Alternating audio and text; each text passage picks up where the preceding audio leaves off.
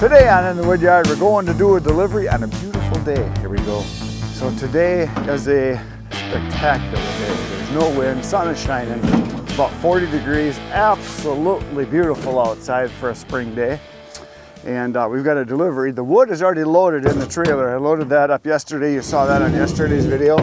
Right now I'm just throwing in the wheelbarrow and a cart for hauling the wood in, because this is going to the pizza restaurant in the town south of me here, and in Oshkosh. If I can get this thing in here, get in there. Come on. I had to talk nasty to it, yell. There we go. Now she's in. All right.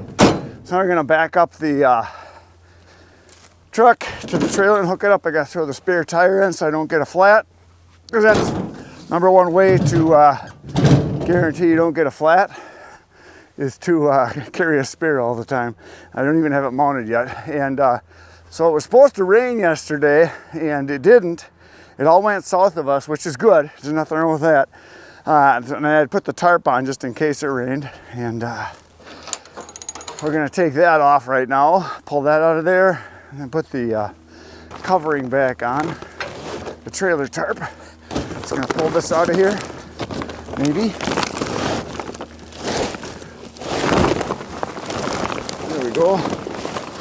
Throw some chunk of wood on this, doesn't blow away.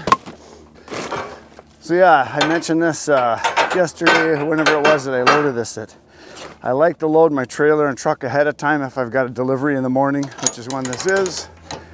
Looks like I gotta go up a little bit.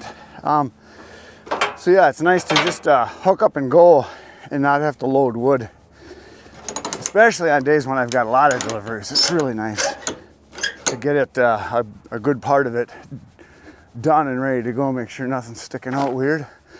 It looks like a wiener. Okay, so now we're just gonna hook up the truck and head on down the road.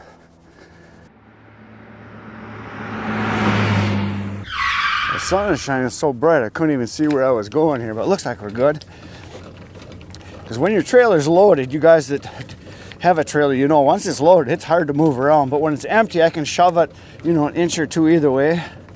But because the sun was shining off of this aluminum power box here, the hydraulic box, it was shining right into the camera here. Oh, my camera's dirty. Gotta clean that off. There we go. Now it's clean. And so yeah, it makes it hard to see sometimes when you're backing up. So of course, when you hook up your trailer, always double check.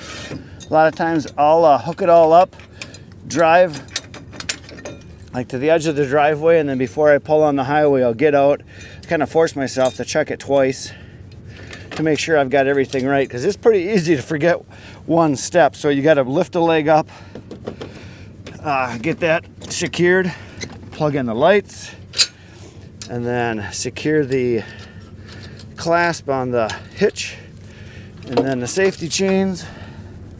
This one goes over here. This one goes over here. I do cross them. And then your breakaway brake. So I got it, the leg up, power's in, with the lights and the brakes, because the brakes run off of this. And I got the clasp on, I got that cinched, I got the breakaway on, and I got the safety chains on. We're ready to rock and roll. All right, so we're easing on down the road to my delivery, and this delivery is south of me about, I think it's like 20 miles, 22, something like that. Pizza restaurant called Parm. I deliver there about every 2 weeks. He gets a couple face cords at a time. That's about what he can fit. And he always lets me know about a week ahead when he thinks he's going to be needing it, because he doesn't want to run out, because it's basically runs the business as far as cooking the pizzas. So it's kind of important. I try to be very consistent, and if he needs me, I go. That's one thing that you got to do as a business. When you've got good customers that are very steady cash flow and they depend on you for product, you want to be there, because if you're not, someone else will be. They will call someone else. So he's a little flexible in that if it's a day or two, either way, It's not a big deal, but I do have a backup plan that if I'm not available, Bert and Adam can always run a load down for me. They've done it before, and so it works out pretty good that way. And I always, if I'm going to be gone, like say I'm going to go on a vacation, or if I'm going on a trip where I'm going somewhere out of state, or if I'm going on a hunting trip or trapping with my brothers, I call Andy and say, hey, you know, are you going to be needing wood in the next week and a half? And if so, I try to get it to him before I leave so that he's kind of taken care of. The other thing is that I always try to be on time, and that's true for all deliveries. I usually try to be right on time, 5 minutes early, and I try to never be more than 5 minutes late because people know that I'm coming, and I'm pretty consistent on my times. Now this one, I had some errands I had to run this morning. I told them I was going to be there around 9 o'clock, 9:30, when we planned this like 4 or 5 days ago that I'd be delivering it. Well, it's already 9:40. But before I hooked everything up, I told them that I'm running behind and I'm going to be there probably more like 10 o'clock. And he gave me the thumbs up back, so he knows that I'm on my way. So as long as you communicate with people and you let them know what's up, that's the important thing. Don't just show up whenever you think is good for you or what works for you. I always try to let people know if I'm running a little late, and sometimes I'll be a little early. You know, I'll text them and say, hey, I've got your wood loaded up. I was supposed to be there at 10, but I can come right now, and it might be like 9 o'clock. And most of the time people say, awesome, bring it. So communicate and contact and talk to people, and basically, you know, stay in touch. Don't just let things fall away, especially if you're going to run late. That's really important to let them know. Most of the time when I deliver, people are home for all day, or they've got plenty of time. Once in a while though, there'll be someone that will run home on a noon hour, and that's when I want to know if that's the case, because then I'm going to make sure that I'm there when they're there, because they might only have 20 minutes or half an hour. So I try to make sure that it works out good for them, because they're the customer. We got to pass this guy here. We got a guy that's barely moving here. Got to kick her down. He's got a big Ram 3/4 ton and he can barely move. And I'm pulling a load past him like nothing. Okay, so we're on the way down to the pizza place. We're going to be unloading wood pretty soon.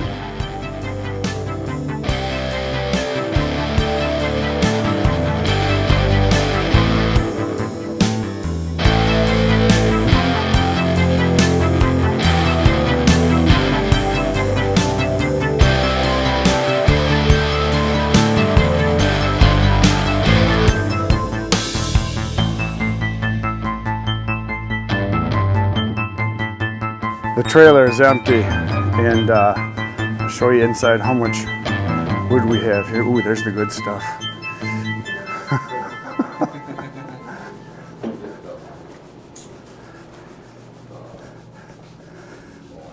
So here's this rack we filled, which holds about a half of a face cord or a sixth of a full cord. And then this rack, if we went right to here, would be 4 feet, so that'd be a face cord or a third of a cord, and then there's all that on top. So just what's here is probably 2 face cords or 2/3 of a cord, and then we put a whole bunch more up inside underneath the